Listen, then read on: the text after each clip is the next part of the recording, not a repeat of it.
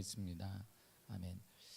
하나님께서 이스라엘 백성들에게 1년에 3번씩 하나님의 전에 나오라고 이스라엘 남성들에게 얘기했습니다.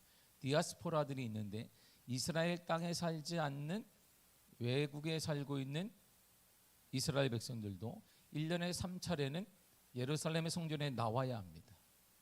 그래서 이들은 반드시 기억하고 하나님 앞에 나오라고 말씀하셨고, 그래서 그들은 어디에 살든지 다른 나라에 살아도 1년에 3차례는 남자들이 나와서 예루살렘에 와서 하나님께 예배를 드려야 했고 제물을 드려야 했습니다. 이 세 차례가 뭐냐면 유월절과 맥추절과 수장절, 우리가 말하는 수장절은 바로 추수감사주의를 말하게 됩니다. 유월절은 이스라엘 백성들이 애굽에서 구원을 받은 해방일이 바로 유월절이에요. 그리고 맥추절은 보리나 밀의 곡식의 첫 열매를 드리는 계절인데 우리나라하고 좀 맞지 않습니다. 바로 7월 첫 주인데, 그래서 우리나라가 7월 첫 주로 보내는 것은 상반기를 하나님께 보내는 거 감사하고 하반기도 하나님 앞에 감사하자, 그런 의미에 드리는 것인데 계절이 좀 맞지가 않아요. 왜냐하면 이스라엘은 1년에 산모작을 하기 때문이에요. 그래서 이스라엘은 첫 예물이 맥추절을 통해서 첫 번째 거둔 걸 하나님께 드리고, 또 가을에 거둔 걸 전체를 하나님께 드리는 것이 바로 추수감사주일입니다. 이 맥추절은 우리가 말하는 77절이라고 합니다. 77이 49 다음에 50일이니까 오순절이라고도 합니다. 그리고 첫 열매를 하나님께 드린다, 그런 뜻으로 초실절이라고도 합니다. 그리고 나머지가 수장절인데 가을 추수할 때 하나님께 감사드리는 예식인데 바로 그것을 우리도 알고 있는 추수감사주일이에요. 초막절이라고 합니다. 그러니까 1년에 3번은 하나님께 나와야 돼요. 유월절, 맥추절, 수장절. 이 3번은 다른 나라에 살고 있든 어떤 상황에 처하든지 예루살렘에 와서 예물과 하나님 앞에 제물을 드리고 예배를 드려야 했습니다. 그렇다면 맥추감사의 의미가 무엇일까요? 맥추감사는 첫째가요, 과거를 잊지 않는 절기를 말합니다. 과거를 잊으면 안 된다, 이렇게 말씀하신 거예요. 신명기 16장 12절을 읽겠습니다. 시작. 너는 애굽에서 종되었던 것을 기억하고 이 규례를 지켜 행할지니라. 아멘. 이스라엘 백성들은 애굽에서 종으로 살았습니다. 종살이에서 430여간 했습니다. 남의 밭이나 논에서 일해주고 얻어먹는 거예요. 부를 취할 수 없습니다. 대가를 받아지도 않습니다. 그냥 얻어먹는 것입니다. 밥 한 끼 얻어먹는 거예요. 그냥 새끼만 잘 주면, 주인이 주면 꼬박꼬박 먹고 사는 것뿐입니다. 이런 불쌍한 민족을 하나님께서는 자유를 주셨습니다. 가나안의 기름진 땅을 지파별로 다 분배하고 나눠주었습니다. 그 땅에서 농사를 하며 거둔 곡식을 전부 너희들의 소유로 돌려주었습니다. 그러므로 과거에 종되었던 가난한 때를 기억하면서 오늘날 부유하게 하나님의 은혜를 잊지 말라, 이런 의미입니다. 이것이 바로 맥추감사주일입니다. 또한 그때 종되었던 우리를 지금은 계속해서 자유를 누리게 하신 것을 기억하라는 것입니다. 계속해서 감사하라는 거예요. 하나님 앞에 감사하는 절기로 삼으라는 것입니다. 사람과 동물이 다른 점은 역사를 인식하고 있다는 것입니다. 사람은 역사를 압니다. 그래서 역사를 계속 읽어야 합니다. 자녀들에게 가장 중요한 책이 뭐냐? 역사예요.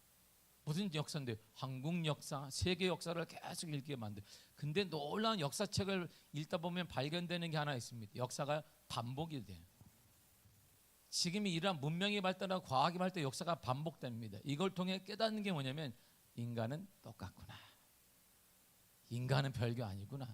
과거 30년 전의 역사나 오늘날 이 문명이 발달한 달나라를 갖다 오는 이 역사가 똑같다는 거예요. 그래서 역사책을 계속 읽어야 됩니다.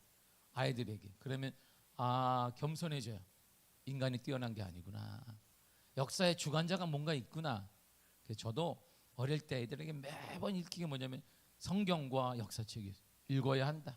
애들이 지루하다 그러면 또 다른 역사책을 계속 싸줬어요. 계속 성경과 역사책을 읽어야 한다. 그래야 겸손해진다. 사람은. 우리는 역사를 아는 거예요. 과거를 기억하고 현재의 삶의 방향을 결정하는 것입니다.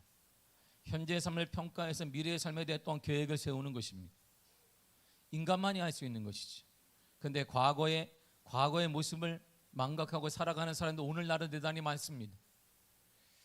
오늘은 특별히 한민족이자 동족인 북한이 정적을 깨고 총과 칼을 들고 남침을 한 6.25 전쟁 73주년 기념일입니다. 북한은 1950년 6월 25일 새벽에 중국을 등에 업고 남하했습니다.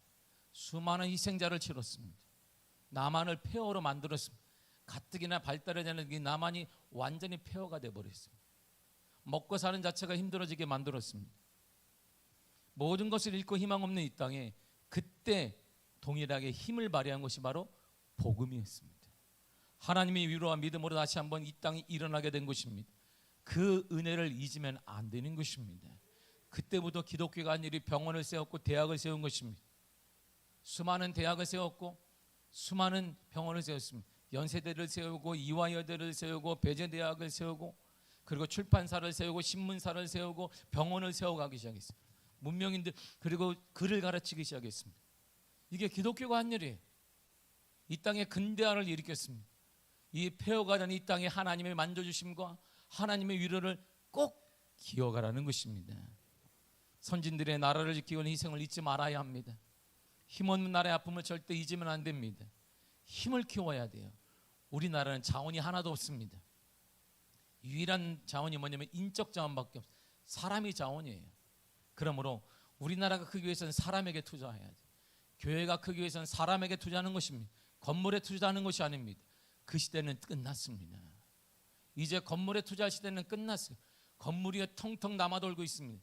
교회 건물들이 지금 계속 남아돌고 있습니다. 그리고 세상 사람들에게 교회 건물에 계속 넘어가고 있습니다.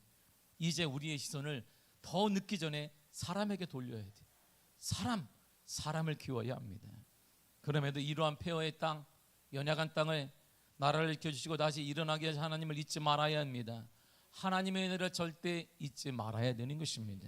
지금 하는 일이 피곤하고 힘들 수가 있습니다. 그러나 과거에 사업이 안 될 때 직장이 없을 때를 생각해야 됩니다. 취직을 못하고 사업이 쩔쩔맬 때 여러 이곳저곳을 연명하며 살 때를 우리가 기억해야 되는 것입니다.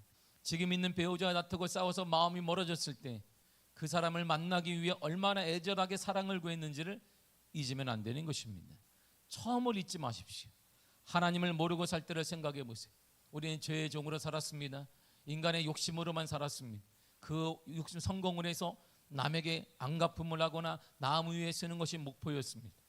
잘 보여주는 게 목표였습니다. 멸망길을 향해 가던 때를 잊지 마십시오. 그 죄에서 하나님이 어떻게 우리를 구원하여 내었는지 어떻게 살려내셨는지를 기억하십시오. 이것이 맥추절의 참다운 의미입니다.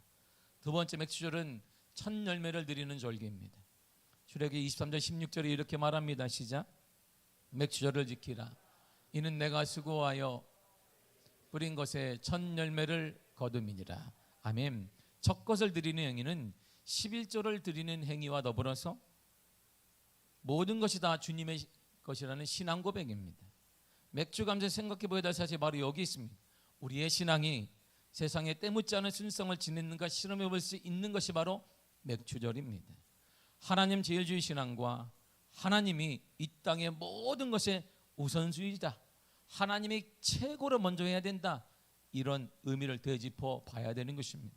맥주절이 곡식의 열매를 거두는 의미에서 드리는 것이라면 오늘날 우리는 첫것 하나님을 제일주의, 하나님 우선주의로 살아가는 신앙을 가져야 된다는 것이죠. 더 나아가 맥주절에 출애굽기 23장 19절에 이렇게 말해주고 있습니다. 시작.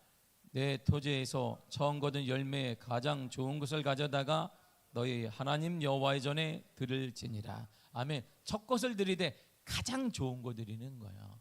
하나님 우선주의는 말로 하는 게 아닙니다. 하나님께 드리되 쓰다 남은 거 드리는 거 아니라 가장 좋은 것을 하나님께 드리는 거예요. 그래서 이 맥주절은 우리의 신앙의 수준을 평가할 수 있는 거예요. 11조와 더불어서 가장 좋은 것을 하나님께 드리는 것입니다. 세 번째가 바로 받은 복을 헤아리는 절기입니다. 신명기 16장 10절에 이렇게 말합니다. 시작. 내 하나님 여호와의 전에 77절을 지키되 내 하나님 여호와께서 내게 복을 주신 대로 내 힘을 헤아려 자원하는 예물을 드리고. 아멘. 맥추절, 77절, 오순절, 초실절 같은 의미예요. 내게 복을 주신 대로 힘을 헤아려라는 말은 예물을 드리기 전에 자신이 받은 복이 무엇인지 생각해 보라는 것입니다. 행복과 불행, 감사와 불평은 생각 하나 차이입니다. 예전에 미국 캘리포니아에 이런 광고가 실질적으로 났습니다. 주말이 되면 남편은 아내보다 사냥이나 골프를 즐겼기 때문에 불만에 차있던 아내가 신문에 대놓고 이렇게 광고를 냈습니다.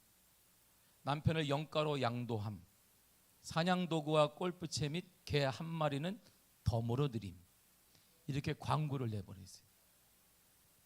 광고를 내니까 이게 흥미를 가진 여성 60여 통이 여성이 전화를 했습니다. 그런데 그중에 남편을 구입하겠다는 사람은 아무도 없어요. 뭐라고 하냐면 남편이 살아있는 것마다 감사해라, 아니면 이렇게 말해, 남편 말고 개만 줄 수 없느냐. 또 남편은 필요 없고 남편은 각자 처분하고 골프채가 좀 필요하다. 대부분 다 이런 전화였어요. 아마 오늘날에도 전화 이런 광고 내면 다 남편은 처분해 달라 그럴 거지. 각자 처분하고 필요한 것만 달라고 얘기하죠. 잘하시기를 바랍니다. 이런 광고의 주인공이 될지 모르니까. 사람들은 자신에게 있는 것의 고마움을 모릅니다. 있는 것은 보지 못하고 없는 것만 생각합니다. 불평하는 사람들이 이 땅에 많습니다. 어쩌면 광고를 낸 그 여인의 모습이 우리의 모습일지 모르겠습니다. 지난 금요일날 우리 김현정 원사님이 다른 권사님과 집사님 우리 사모님하고 같이 있는데 거기 김현정 원사님이 생각을 조금씩 잃어가니까 남편 이름이 생각이 안 난다는 거예요. 그래서 계속 우리 사모님이 물어봤더니 남편 이름이 생각이 안 난다는 거예요. 그래서 마음이 되게 아프다 그랬는데, 그러면 담임 목사 누구냐 그러니까 담임 목사 알죠? 탁균호 목사님. 내가 이런 사람입니다. 얼마나 감사한지 모릅니다. 내가 이런 사람이에요. 기억력을 잃어도 나는 기억되는 사람. 할렐루야. 부러워하지 마시기를 바랍니다. 내가 그 말 듣고 너무 감사했습니다. 이야, 부족한데 나는 기억해, 남편보다 나는 기억해 주는구나. 응? 남편하고 산 걸 오래 살았는데 나는 만난 지 얼마 안 됐는데 내 이름은 기억하는구나. 가슴이 그냥 뭉글뭉글해지고 가슴이 뜨거워지고 이렇게 감사가 막 충만한 거예요. 이야, 우리 권사님이 기억력을 조금씩 잃어가시는데 건강하시기를 축복합니다. 끝까지 제 이름을 꼭 기억하시기를 축복합니다. 담임 목사가 누군데 꼭 저의 이름을 기억해 주시기를 바랍니다. 맥주 감사절은 이렇게 받은 복을 헤아리는 절기입니다. 받은 복을 헤아려 세워보라는 것입니다. 찬송가 429장 이런 가사가 있습니다.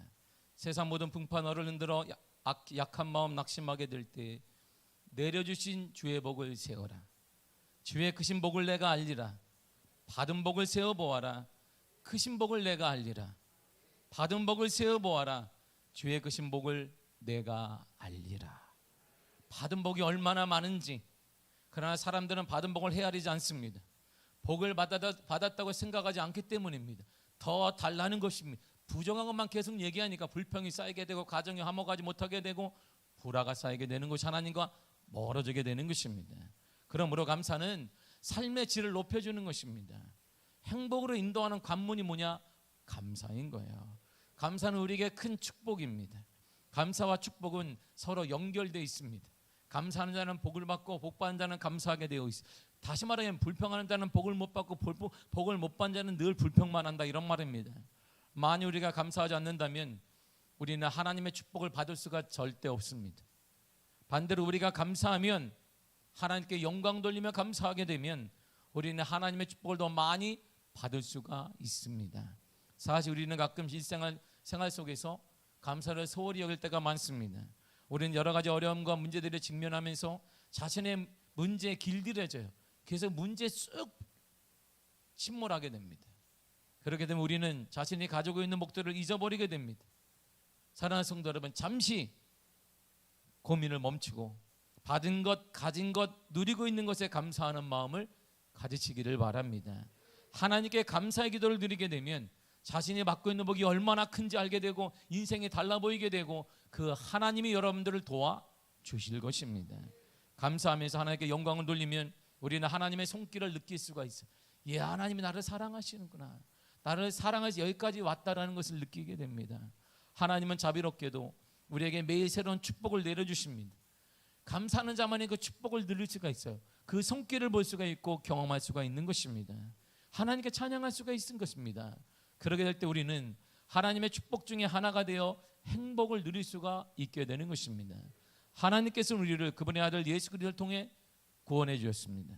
영원한 생명을 축복으로 허락하여 주셨습니다. 만약 우리가 예수 그리스도를 받아들이면 우리는 영원한 축복 안에 살 수가 있는 특권을 누리게 되는 것입니다. 감사하면서 하나님께서 주신 축복들을 온전히 받아들일 때 우리는 더 많은 축복을 하나님께 받을 수 있습니다. 하나님께 더 감사하시기를 바랍니다. 그렇다면 감사하는 자가 되기 위해서는 어떻게 해야 될까요? 본문의 15절이 이렇게 말해요. 보겠습니다. 시작. 그리스도의 평강이 너희 마음을 주장하게 하라. 너희는 평강을 위하여 한 몸으로 부르심을 받았나니 너희는 또한 감사하는 자가 되라. 아멘. 감사하는 자가 되기 위해서는 먼저 그리스도의 평강이 우리 마음을 주장하게 하라 이렇게 말해요. 이 말은 우리가 감사하는 자가 되기 위해서 그리스도의 평강이 필요하다 이런 말이죠. 평강이란 말은 영어로 peace입니다. 할라어로는 에이렌이라는 뜻이에요. 모두 마음과 몸의 평화를 의미합니다. 마음도 평안하고 몸도 평안한 거예요. 몸이 아픈데 평안한가요? 그렇지 않습니다. 건강하다는 뜻이에요. 생활이 안 되는데 생활이 막 불통한데 평강한가요? 그렇지 않다는 것입니다. 모든 사람들이 몸과 마음의 평안을 바라고 있습니다. 그런데 그 평강 앞에 그리스도라는 말이 있어요.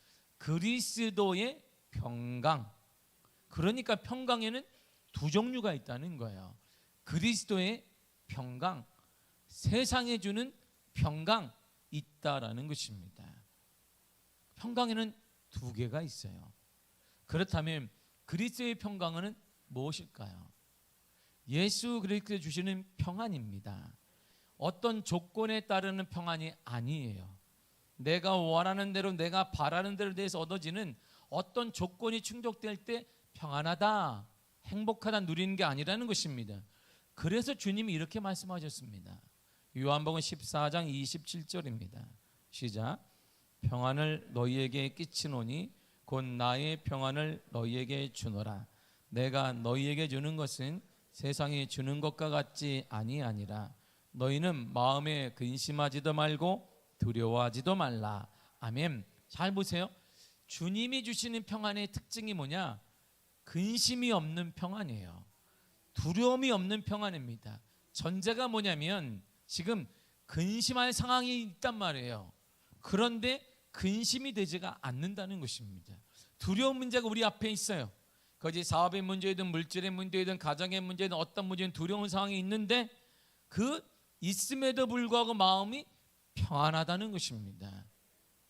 이것이 주님께서 우리에게 주는 평안이에요. 이 평안은 주님이 이 평안을 주님 우리에게 주시기를 원한다는 것입니다. 다시 말해 주님께서 주시는 평안은 어떤 환경, 어떤 상황 상관없이 임하는 평안이다 이런 말입니다. 그 평안을 지금 바울은 누리고 있는 것입니다. 바울의 현실은 지금 평안을 누릴 만한 현실이 아니에요. 바울은 지금 감옥에 갇혀 있습니다. 오늘날의 감옥처럼 좋은 것도 아닙니다. 오늘날의 감옥처럼 먹을 것도 주는데 딱 따박따박 주는 것도 아닙니다. 그러나 바울은 감옥에서 평안을 누리고 있습니다. 주님께서 함께 하시면, 주님께서 은혜를 경험하게 되면 감옥에서나 어디에 있든지 어떤 환경 가운데에서 평안을 누릴 수가 있다 이런 말입니다. 마음에 근심이 없는 평안, 두려움이 없는 평안을 하나님이 여러분들 주시기를 원하고 계십니다. 이것은 주님을 나의 그리스도로 나의 주님으로 모시는 그러한 믿음의 사람만이 소유할 수 있는 축복이며 담대함이며 믿음입니다. 그렇게 본다면 감사의 말은 또 다른 단어가 있는 거예요. 다니엘 6장 23절입니다. 시작. 왕이 심히 기뻐서 명하여 다니엘을 굴에서 올리라 하매 그들이 다니엘을 굴에서 올린지 그의 몸이 조금 더 상하지 아니하였으니 이는 그가 자기의 하나님을 믿음이었더라. 아멘. 감사의 다른 말은 믿음이에요. 믿음이 있으면 감사하게 됩니다. 근심할 상황이 있어요. 하나님은 이 근심을 제거해 준다는 믿음이 있으면 감사하게 되어 있습니다. 두려운 상황이 있습니다. 이 두려움도 하나님은 이겨내게 하시고 문제보다 하나님은 크시다는 그런 믿음이 있게 되면 우리는 감사할 수 있게 된다는 것입니다. 다니엘도 믿음 때문에 사자굴에서도 감사할 수 있었습니다. 바울도 생사의 길을 알 수 없는 상황에서도 믿음 때문에 감사할 수 있었어요. 우리 주님은 내 근심을 이겨내게 하시고 피할 길을 주실 줄 믿습니다. 그러면 감사가 나오게 되어 있습니다. 우리 주님은 두려움을 주시는 그 문제보다 크신 분이십니다. 우리는 그걸 믿습니다. 그러면 감사가 넘치고 평안이 찾아와요. 바울의 상황을 보세요. 지금 감옥에 있잖아요. 그리고 언제 자신의 신변이 변할지 몰라요. 언제까지 살지 죽을지, 죽음으로 인생이 끝날지 전혀 알 수가 없습니다. 그리고 바울이 갇힌 감옥은 햇빛이 들어오지 않아요. 삼시세끼를 또박또박 주는 것도 아닙니다. 깜깜, 그렇지만 시계가 있는 것도 아니고 누가 방문하는 것도 아니고 2000년 전에 얼마나 열악하겠습니까? 거기에 지금 갇혀 있는 거예요. 가만히. 언제 죽을지. 바울 그러면 죽으러 가는 것인지 어디로 가는지도 모릅니다. 그럼에도 바울은 반복하여 말하면 15절에 감사하는 자가 되라, 16절에 감사하는 마음으로, 17절에 하나님 아버지께 감사하라. 이 세 절을 우리가 읽었는데 매 절마다 감사하라, 감사하라, 감사하라 이렇게 말하고 있습니다. 어떻게 감사해야 될까요? 여러분, 이렇게 감사해야 합니다. 16절을 보세요. 시작. 그리스도의 말씀이 너희 속에 풍성히 거하여 모든 지혜로 피차 가르치며 권면하고 시와 찬송과 신령한 노래를 부르며 감사하는 마음으로 하나님을 찬양하고. 아멘. 자 보세요. 그리스도의 말씀으로 삶을 풍성히 세워라. 이렇게 감사를 이렇게 하라는 거예요. 그리스도의 말씀으로 삶을 풍성히 세우라는 것입니다. 이 말을 다시 말하게 되면 주님께서 주신 지혜로 서로를 바른 길로 인도하고 세우라는 것입니다. 그러므로 감사하는 사람은 기준이 확실한 사람이에요. 감사하는 사람은 말씀을 기준으로 삼습니다. 감사하는 사람, 그 말씀으로 다른 사람을 세우는 사람이란 말이에요. 그래서 감사하는 자가 많으면 우리가 세워져요. 그 감사하는 사람을 통해 가정이 세워지게 되고 자녀가 세워지게 되고 이웃이 세워지게 되고 옆에 있는 사람이 세워지게 되어 있단 말입니다. 감사하는 사람의 특징이에요. 감사하는 사람은 다음 세대를 세우는 사람입니다. 인간적인 감정으로 세울 수 없습니다. 한계가 있습니다. 절대 세워지지 않습니다. 짧은 목회를 제가 하는 동안 누누이 반복된 것은 아무리 사람에게 잘해도 그는 하나님 앞에 세워지지 않습니다. 그의 마음을 내가 어떻게 해서 산다고 해서 세워지지 않아요. 수많은 제가 리더를 세웠습니다. 리더들에게 제가 목사님, 부목사님에게도 맡기고 내가 집사님들에게도 맡겼어요. 청년들을. 그 리더를 세우기, 청년들을 세우기 위해서 매가지 스테이크를 구워주는 집사님이 있었어요. 애들이 원하니까 토요일마다 모아놓고 애들이 답답해요 그러면 술도 사주는 거예요. 내가 그걸 보고 왜 교회만 나오면 된다는 거예요. 너 교회 나와야 돼. 애들이 그냥 잔뜩 학생, 박사과정에 있는 학생이 돈이 어디 있다고 스테이크를 사줘 구워주고 맥주도 사주고 술도 사주면서 교회 나와야 한다. 다음 날 되면 집사님 저한테 하세요. 목사님, 그 아이가 나오지를 않아요. 내가 어떻게 사줬는데 내 생활비를 털어서 고기를 사주고 그리고 애들이 좋아하는 거 뭔데요? 그거 있어요 목사님. 좋아하는 것도 사줬는데 애들이 안 나옵니다 목사님. 제가 가만히 있었어요. 가만히. 한쪽에서는 애들을 데리고 예배만 드리고 무릎 꿇어라 하니까 애들이 맨날 무릎 꿇어 요즘 시대에. 그 집사님 한 분이 그렇게 드리는 거예요. 무릎 꿇어라. 그리고 우리 집에서 다 내준다. 자도 된다. 공짜다. 그런데 우리 집에 오면 할 일이 있다. 새벽 예배 나가야 되고 수요 예배 나가야 되고 가정 예배 드려야 된다. 그러니까 애들이 처음에 아무리 괜찮아요. 돈도 안 들고 왔다가 애들이 거의 한 달 만에 나가요. 못 살겠는 거예요. 왜? 근데 나중에 되니까 이게 계속 이쪽이 부흥돼요. 여기가 점점 쪼그라들어서 없어져. 그리고 제가 부목사님한테 맡겼더니 여기는 아예 다 도망갔어요. 지식으로만 가르치는 거야. 이렇게 막 여기도 도망가. 말씀으로, 사랑으로, 인내로 가진 그 구역이 계속 늘어나겠어요. 여러분, 인간적인 감정으로 사람은 세워지지 않아요. 내가 잘해준다고 세워지지 않습니다. 한계가 있습니다. 사람은 오직 주님의 말씀으로만 세울 수 있습니다. 아무리 잘해준다 해도 우리에겐 그런 열심도 없거니와 절대 사람은 세워지지 않습니다. 그런 열심이라도 있었으면 좋겠습니다. 할렐루야. 여러분이 스테이크라도 사줘가면서 뭐라도 사줘가면서 세울 수 있는 열심이라도 있기를 축복합니다. 오히려 실망만 가져갈 뿐이 오직 주의 말씀으로 세우는 사람 바로 그 사람이 감사하는 사람입니다. 더 나아가 모든 것을 다해 최선을 다해 하나님을 찬양하라 이렇게 말합니다. 물질로 예배하며 하나님을 찬양해야 됩니다. 헌신하며 시간을 들여서 하나님을 예배하며 찬양해야 됩니다. 모든 열정을 주님께 쏟아부으며 찬양해야 됩니다. 그러나 이 모든 것을 감사함으로 하라 이렇게 얘기했어요. 감사가 전제되어 있는 찬양, 감사가 수반되지 않는 예배는 거짓임이 헛된 것입니다. 감사로 기쁨으로 최선을 다해 예물을 드리라는 것입니다. 감사로 오직 감사로 찬양하며 감사로 나아가며 감사하며 하나님을 맞아야 되는 것입니다. 두 번째가 모든 말과 행동을 우리 예수님을 위해 하는 것처럼 하라는 것입니다. 이것이 감사의 삶이에요. 17절을 읽겠습니다. 시작. 또 무엇을 하든지 말에나 일에나 다 주 예수의 이름으로 하고 그를 힘입어 하나님 아버지께 감사하라. 아멘. 무엇을 하든 기준을 갖고 하라는 것입니다. 무슨 기준인데? 말을 할 때에도 행동을 할 때에도 예수님을 위해 하는 것처럼 하라는 것입니다. 섬김 예수님을 위해 하는 것처럼 하고 우리가 말을 할 때 예수님께 말하는 것처럼 하라는 거예요. 그러면 함부로 이렇게 말할 수 없죠. 드려도 예수님 앞에서 예수님께서 보고 있다는 것처럼 드리라는 것입니다. 그래서 이렇게 말한 거예요. 23절입니다. 시작.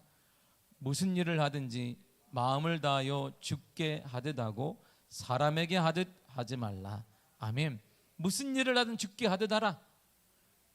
여러분들이 행동을 하든 말을 하든 뭘 하든 주를 위해 하듯 해야 된단 말입니다. 이게 감사하는 자예요. 여러분, 솔로몬 벌목 사업의 신화적인 인물이 한국에 있습니다. 그분이 지금 70세밖에 안 됐어요. 솔로몬 제도를 아십니까? 1943년 전인 1980년도에 국내 한 합판 회사가 신입사원 한 사람을 보냈습니다. 당시 솔로몬 제도로 보냈어요. 그러니까 43년 전에 솔로몬 제도라 하면 성경에서 나오는 솔로몬인가? 사람들이 그렇게 안 했어요. 왜? 가본 적이 없는 거예요, 거기를.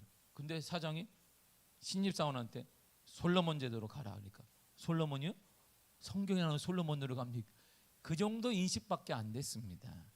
원목을 수입한 곳을 찾은 내라는 사장의 지시로 떠나서 일주일 예정의 솔로몬 제도의 출장이 예상과 달리 20년이 훌쩍 넘는 프로젝트가 됐습니다. 한 젊은이의 인생을 완전 열대 정글이 바꿔놨어요.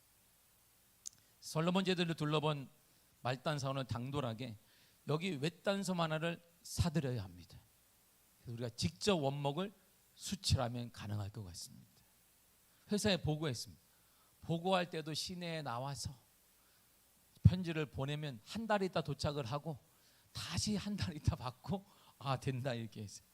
그리고 9년 뒤에 이 합판 가공 행사는 솔로몬 제도 초이세 섬에서 일본 등 선진국으로 원목을 수출하기 시작했습니다. 그리고 그 말단 사원이 20년간 열대를 탐험하며 벌목 사업을 개척하고 솔로몬 제도의 광범위한 조린 사업과 도로, 병원을 개통해 주었습니다. 그래서 대영 제국 훈장까지 받았습니다. 이 이야기는 열대 자원의 개척의 신화로 불리는 권주혁 전 이건산업 회장의 인생 스토리입니다.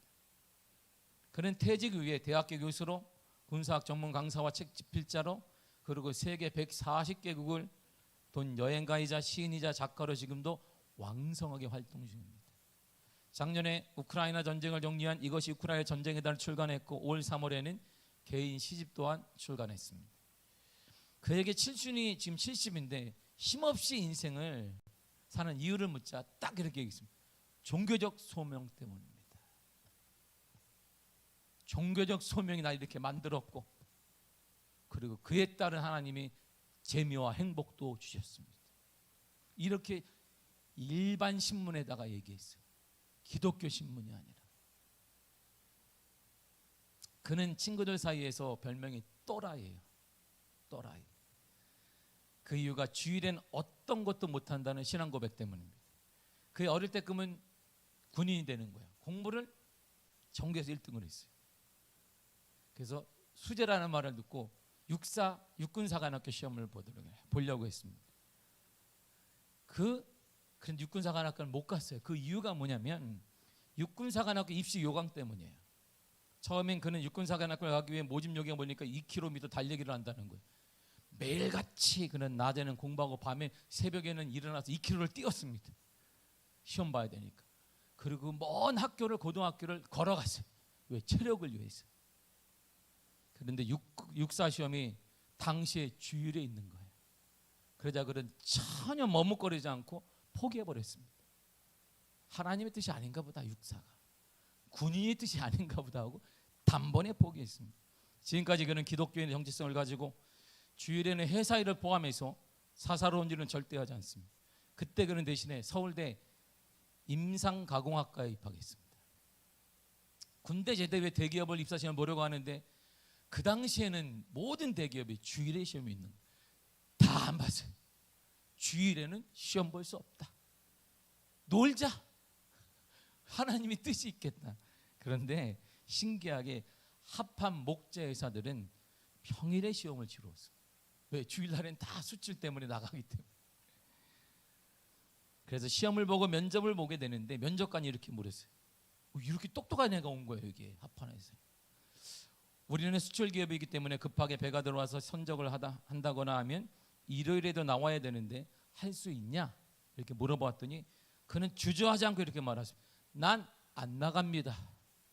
주일에는 오직 주를 위해서만 합니다. 예배드려 나는 못 갑니다. 그래서 딱 돌아와서 떨어졌네. 그런데 전화가 왔어요. 출근하라. 그는 30년 넘게 회사를 다니면서 사장까지 올랐습니다. 자신의 기독교 신앙에 따라 술도 마시지 않았고 주일엔 절대 일하지 않았습니다. 초등학교 4학년 때부터 새벽 4시에 일어나 새벽 기도를 했습니다. 그게 습관이 돼서 지금도 밤 10시 전에 자고 4시에 일어나며 새벽에 달리고 예배 후에 2시간도 책을 쓰고 퇴근하고 다시 2시간도 책을 또 쓰는 거예요. 2009년에 퇴직할 때 그의 나이가 56세였어요. 회사에서 만류했습니다. 10년만 더 사장으로 재직해라. 근데 그는 간뒀습니다. 공부하고 싶었기 때문에. 군인의 꿈이 있었기 때문에. 군사학을 하고 싶었어요. 퇴직하자마자 그는 석사 2년, 박사 4년, 6년을 공부한 후에 교수가 되었습니다. 군사학 교수가 됐어요. 주일 때문에 육사도 포기하고 회사 시험도 포기하니까 친구들이 융통성이 없는 또라이라고 그랬어요. 40살쯤 친구들을 만났습니다. 친구들이 이렇게 물었어요. 아직도 주일을 지키며 사냐? 물었을 때 당연하다고 했더니 친구들이 넌 정말 대단하다. 너가 진짜 크리스찬이다. 성공한 모든 친구들이 그를 향해 네가 진짜 크리스찬이다. 존경한다라는 말을 들었어요. 그리고 이제는 그를 통해 주님께 돌아오는 우리가 말하는 성공한 친구들이 계속 늘어나고 있습니다. 그러나 그는 주일엔 절대 일을 안 했지만 공휴일, 심지어 추석 명절에도 회사에 나가서 일을 했습니다. 남들보다 더 많은 시간을 투자해서 일을 했어요. 그러니까 사람들이 저 사람 놀려고 주일 핑계를 대는 게 아니라 정말 독실한 크리스찬이구나. 그렇게 인정을 받으면서 그가 가는 곳마다 전도의 역사가 일어나고 있습니다. 감사하는 자는 이렇게 사는 거예요. 말로 하는 게 아니에요. 신앙은 주를 사랑합니다. 주님 감사합니다. 이렇게 무슨 신앙이에요 이게. 그러니까 우리 주위에 변화가 일어나지 않는 거예요. 우리의 다음 세대도 변화가 일어나지 않고 내 주위의 사람도 끔찍하지 않는 것입니다. 맨날 말만 하니까. 내가 받을 주님 때문에 주일 때문에 내가 받을 손해보다 주님이 갚아주는 게 크다. 이런 믿음이 있으면 믿음대로 되는 것입니다. 지금도 그는 하루하루 바쁘게 살아갑니다. 강의다 강연도 하고 강의나 강연 책도 쓰고 복음도 전하면서 그리스도인답게 살기 위해 최선을 다하고 있습니다. 말과 행동을 예수님이 하는 것처럼 해야 합니다. 여러분들의 상해 생활을 예수님을 위해 하는 것처럼 해야 합니다. 돈을 벌어도 예수님이 하는 것처럼 해야 합니다.